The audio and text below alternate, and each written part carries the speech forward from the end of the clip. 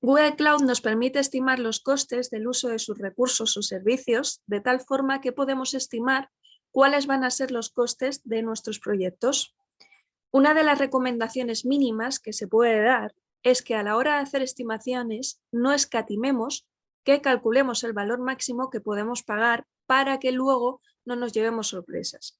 Por ejemplo, si yo estimo que de media voy a utilizar unas 25 horas al mes, lo que es una instancia, puede ser que durante algunos picos de carga tenga 30 o 40 horas y es mejor decirle 40 o 50 para ver cuál es el consumo máximo que yo voy a utilizar de esos servicios y cuál es el coste estimado máximo de los mismos.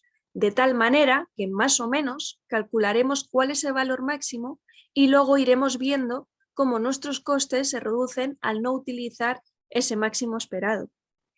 Es muy sencillo de utilizar. En la primera fila nos permite indicar cuál es el producto en el cual estoy interesado en hacer esa estimación. Aquí podemos utilizar Compute Engine, Kubernetes, por aquí tenemos también el App Engine, o por ejemplo Cloud Storage, BigQuery, Cloud SQL, Firestore, Datastore, etc. Vamos a ir directamente a Compute Engine, porque lo que queremos hacer es generar dos instancias que nos van a dar servicio a los móviles Android con un pequeño backend. Este va a ser el backend de aplicaciones Android, un servicio middleware, por ejemplo, que guarde una cola de mensajería, algo sencillo que luego vayamos a utilizar con otros servicios de Google Cloud que nos permiten eliminar una instancia y que nos salga, por lo tanto, más barato. Vamos a utilizar el sistema operativo gratuito, aunque aquí podemos utilizar tanto las versiones de pago como, por ejemplo, el BYOL, que es Bring Your Own License, es decir, nosotros tenemos nuestra propia licencia. Tengo mi Windows Server 2019 y voy a utilizar mi licencia, con lo cual voy a tener Windows Server, pero sin pagar porque ya tengo mi licencia lista. Matching Class. Voy a utilizar el regular. Quiero tener una instancia dedicada y que no se pare bajo ningún concepto. Predictable.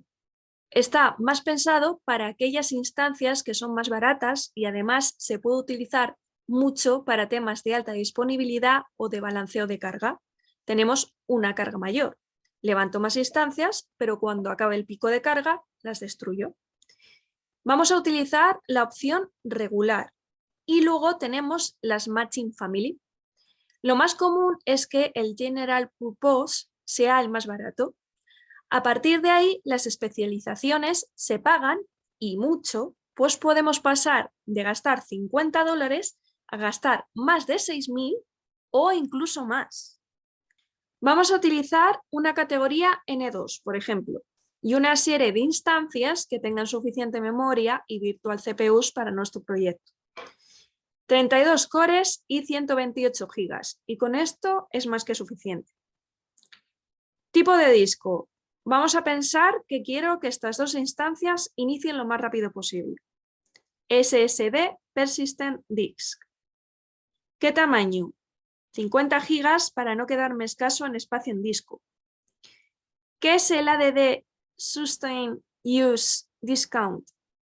Si esto va a perdurar en el tiempo, seguramente que Google me aplicará algún tipo de descuento. Como es algo puntual que voy a utilizar, una prueba de concepto o incluso es una migración que lo voy a sustituir, que es algo bastante común, subo mis aplicaciones a Google Cloud y luego las voy eliminando sustituyéndolas por sus servicios. Mi base de datos de Postgres la sustituyo por la instancia de Google Cloud de Postgres, etc.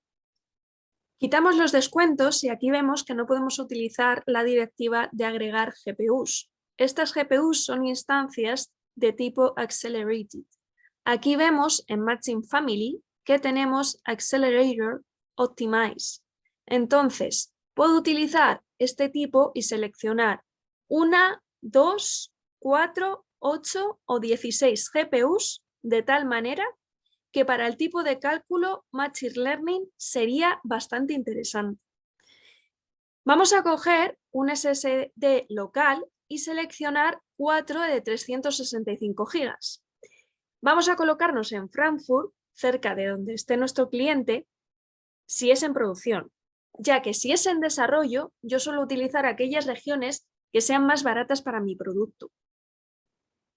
Vamos a utilizar dos instancias que utilizan direcciones públicas efímeras, es decir, que van a ir cambiando con el tiempo, porque es más barato. Si seleccionamos, por ejemplo, una fija y otra efímera de apoyo, esta IP será más cara. Seleccionamos que no queremos más de unas 60 horas al mes, de tal manera que sean como unas 120 horas en total las dos instancias. Ahí vemos las 120 horas y mi tipo de instancia por $240 y luego el resto de costes. $23 mensuales por los discos, 24 céntimos por la IP efímera y otros 24 por la IP estática. Vemos que una IP estática se paga por el tiempo que esté reservada aunque no se use. Las HPS efímeras se liberan en cuanto dejamos de utilizarlas. Por aquí tenemos los precios también zonales y al final nos queda un coste total estimado de unos 291,49. Si queremos cambiar la moneda, lo podemos hacer aquí con lo que nos quedan 262,28 euros por mes. Y si deseamos agregar un almacenamiento propio, vamos a ver qué opciones nos da. En Cloud Storage yo puedo agregar también un tipo de almacenamiento. En este caso puede ser más activo o más pasivo. Por ejemplo, si lo quiero para tipo Backups, Archive o Kotlin, pueden ser interesantes. Vamos a dejarle estándar porque va a ser relativamente activo. Va a estar en la misma región, en Frankfurt. Vamos a meter aquí unos 20 terabytes de disco, que será mi almacenamiento real que utilizará mi aplicación, y luego vamos a ver las operaciones al mes por millón, es decir, 10 millones, 20 millones. Tenemos clase A y clase B. La clase A son aquellas que son más interesantes, las más importantes. Si la traducimos a verbos HTTP, ya que las APIs nos permiten trabajar con un protocolo HTTP, diríamos que el POST, el PUT sería tipo clase A, el GET, es decir, el obtener un objeto, también sería la clase A, pero el listado de los metadatos sería de tipo clase B. Hay una clase todavía inferior, que es la clase gratuita, que sería, por ejemplo, delete. Los borrados son gratuitos. Vamos a poner, por ejemplo, unos 20 millones de operaciones al mes y otros 10 millones de tipo clase B. ¿Los datos van a estar dentro de la misma localización o van a estar hacia Google Cloud multiregión entre diferentes localizaciones? ¿Se moverán entre diferentes continentes del mundo, excluyendo Asia y Australia? Vamos a poner, por ejemplo, Worldwide, Asia y Australia, que suelen tener costes mayores. De esta manera les estamos diciendo a Google Cloud qué vamos a hacer con estos datos en concreto. ¿Cuántos datos se mueven en la misma localización? ¿Cuántos datos voy a enviar yo desde mis instancias de Frankfurt hacia estos contenedores de objetos, hacia este almacenamiento? Vamos a ponerle que de todos los terabytes, 1 terabyte va a venir de ahí, mientras que los datos que van a provenir de mis clientes directamente, lo que intento es redirigir tráfico que venga a mi instancia. Presupongo que la subida de contenido estático, 4 terabytes, vaya a mi almacén y el resto sea procesado en las instancias. Vamos a agregar la estimación de tal manera que, como veis, aquí tenéis los backends de aplicación Android de Compute Engine y Cloud Storage con almacenamiento, lo que nos da 1.194,33 euros al mes. Como podéis ver, no es complicado, pero hay que saber muy bien lo que necesitamos. Además, podemos perfectamente darle a guardar o descargar la estimación para que la consultemos en cualquier momento.